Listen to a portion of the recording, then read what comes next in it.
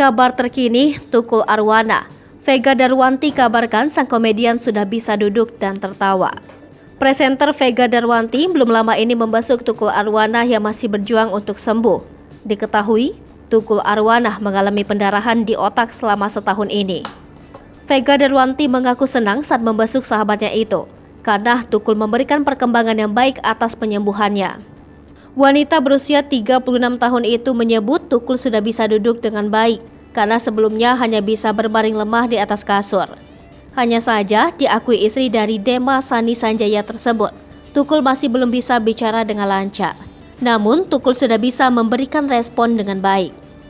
Vega Darwanti terus memanjatkan doa kepada Allah agar Tukul Arwana bisa berjuang dan bisa sembuh seperti sedia kala.